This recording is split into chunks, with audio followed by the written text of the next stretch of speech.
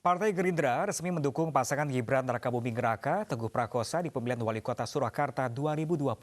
Selain Gibran, dukungan untuk bakal calon Wali Kota Medan Sumatera Utara Bobi Nasution juga terus bertambah.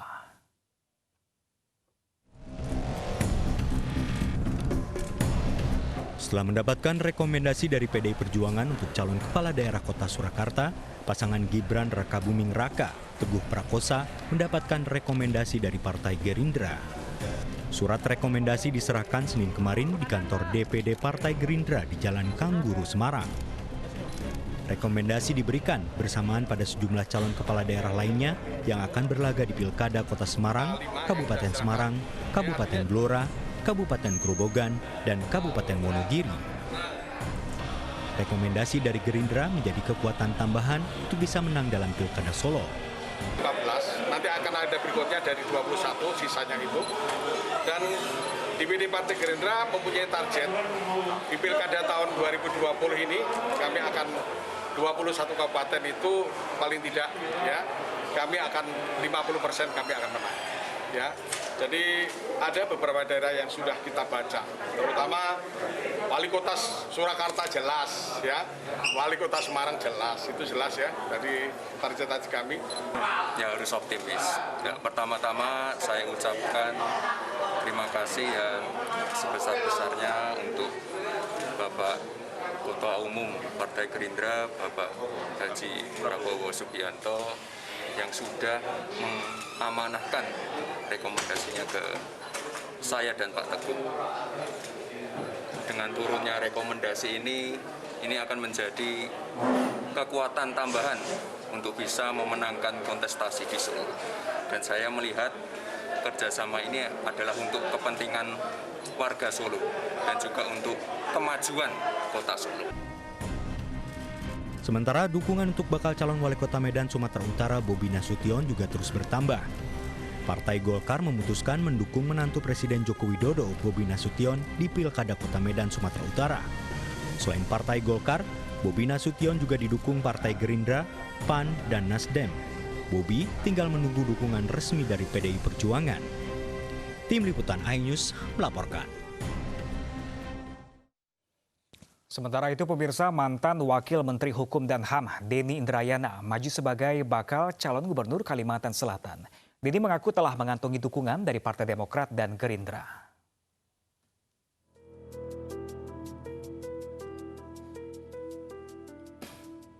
Partai Gerindra secara resmi memberikan rekomendasi kepada mantan Wakil Menteri Hukum dan HAM Denny Indrayana untuk bertarung dalam Pilkada Kalimantan Selatan. Denny akan dipasangkan dengan mantan Wakil Bupati Tanah Bumbu, Difriadi Darjat. Denny akan berkompetisi melawan petahana Sabirin Nur. Dukungan Gerindra ini menambah jumlah dukungan bagi Denny untuk maju di Pilkada 2020. Sebelumnya, Denny telah mendapatkan dukungan dari Partai Demokrat.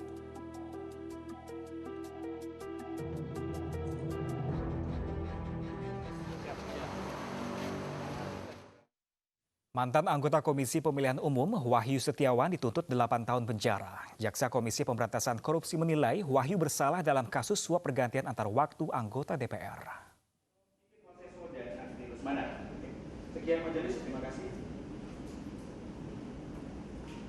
Terdakwa kasus suap pergantian antar waktu DPR Wahyu Setiawan dituntut bersalah menerima suap 600 juta rupiah dari kader PDIP Saiful Bahri.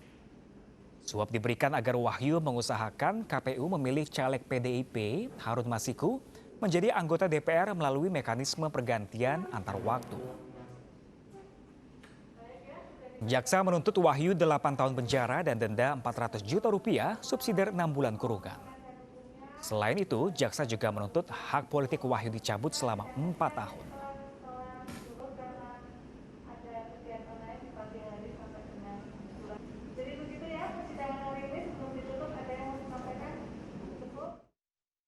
Ya, pemirsa, pemerintah melalui Direktorat Jenderal Pajak membebaskan pajak bagi para pelaku usaha mikro, kecil, dan menengah dari yang sebelumnya 0,5%.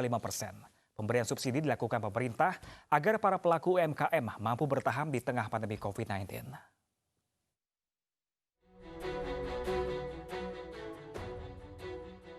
Direktorat Jenderal Pajak memberikan kelonggaran pembayaran pajak bagi para pelaku usaha mikro kecil dan menengah atau UMKM di tengah pandemi COVID-19. Kelonggaran berupa pemberian subsidi pajak kepada pelaku UMKM yang sebelumnya sebesar 0,5% menjadi gratis hingga akhir tahun 2020. Direktur Penyuluhan Pelayanan dan Hubungan Masyarakat Direktorat Jenderal Pajak Kementerian Keuangan Hestu Yoga Saksama menegaskan pembebasan pajak dilakukan agar pelaku UMKM tidak merasa terbebani dari perpajakan serta membantu mereka menghadapi pandemi COVID-19. Namun Ditjen Pajak baru mencatatkan 500.000 UMKM dari 2,3 juta wajib pajak yang rutin membayar pajak. Untuk itu akan terus dilakukan sosialisasi kepada UMKM untuk membayar pajak, terlebih saat ini jumlah UMKM sudah mencapai 60 juta. Di dalam masa pandemi ini makanya yang 0,5% itu pun kemudian diberikan fasilitas lagi menjadi ditanggung pemerintah. Artinya apa? Sekarang UMKM tadi tidak ada beban sama sekali terkait dengan perpajakan. Nah itulah insentifnya, di mana kita ingin membantu seberapapun 0,5% tadi yang selama ini harus mereka bayar, sekarang mereka nggak perlu bayar lagi sampai bulan Desember, agar mereka lebih fokus bagaimana keberlangsungan usahanya, dan tentunya insentif yang lain yang tadi disampaikan Pak Luhur tadi, ke subsidi bunga dan segala macam itu juga berjalan diberikan oleh pemerintah. Pembebasan pajak akan terus dievaluasi selama pandemi COVID-19. Jika pandemi tidak berhenti, pembebasan pajak UMKM bisa diperpanjang hingga akhir tahun 2020. Dari Jakarta, Ade Firmansyah, iNews melaporkan. Ya, pemirsa, Kamar Dagang dan Industri atau Kadin mengkritisi langkah pemerintah yang menerapkan pemberian stimulus bantuan bagi para UMKM melalui perbankan. Pasalnya banyak UMKM khususnya industri mikro yang tidak tersentuh oleh perbankan.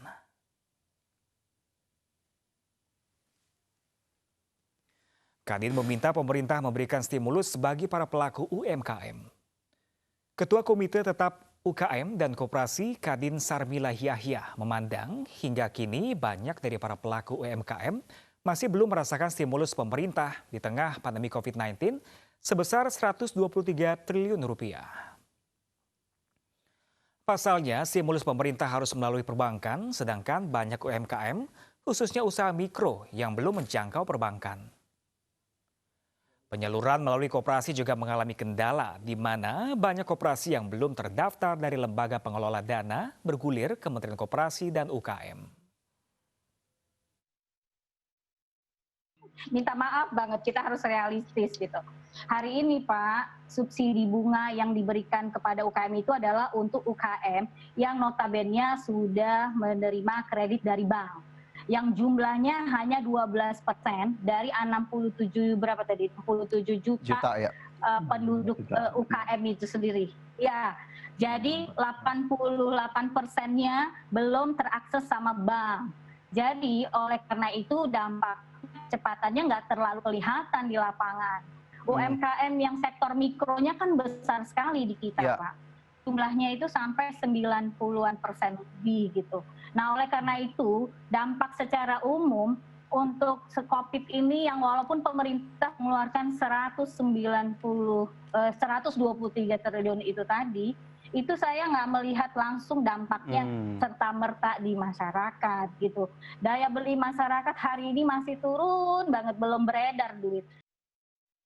Ya pemirsa, meski banyak pecah saat mendekati garis finish, Lewis Hamilton juari Formula One Grand Prix Inggris 2020. Informasinya sesaat lagi, tetaplah bersama kami.